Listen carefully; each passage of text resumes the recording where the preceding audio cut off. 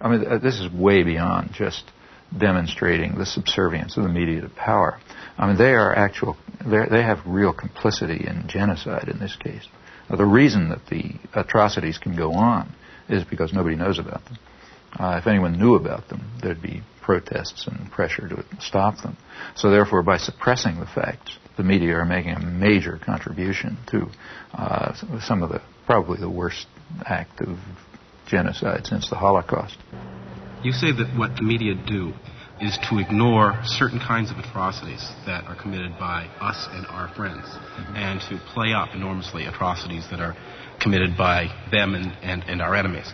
And you posit that there's a test of integrity and moral honesty, which is to have a kind of equality of treatment of corpses. Equality of principles. I mean, that every dead person should be in principle equal to every other dead person. That's not what I say at all. Well, I'm glad that's not what you say, because in fact, that's not what you do. Of course it's not what I do. Nor would I say it. In fact, I say the opposite. What I say is that we should be responsible for our own actions primarily. Because your method is not only to ignore the corpses created by them, but also to ignore the corpses that are created by neither side, but which are irrelevant to your ideological That's agenda. totally untrue. Well, let me give you an example. Okay.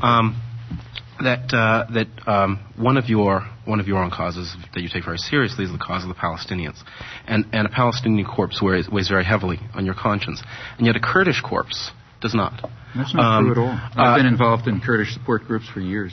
That's absolutely true. That's absolutely false. I mean, just ask the people who are involved in. I mean, they come to me, I sign their petitions, and so on and so forth. In fact, if you look at the things we've written, I mean, let's take a look. I mean, I'm not Amnesty International. I can't do everything. I'm a single person.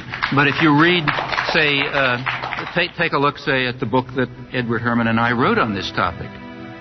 In it, we discuss three kinds of atrocities. What we called benign bloodbaths, which nobody cares about, constructive bloodbaths, which are the ones we like, and nefarious bloodbaths, which are the ones that the bad guys do.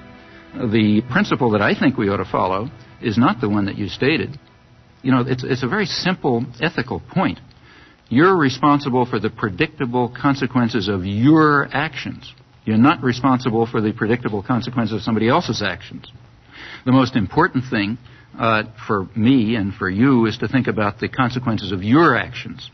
What can you affect? These are the things to keep in mind. These are not just academic exercises. We're not analyzing the media on Mars or in the 18th century or something like that.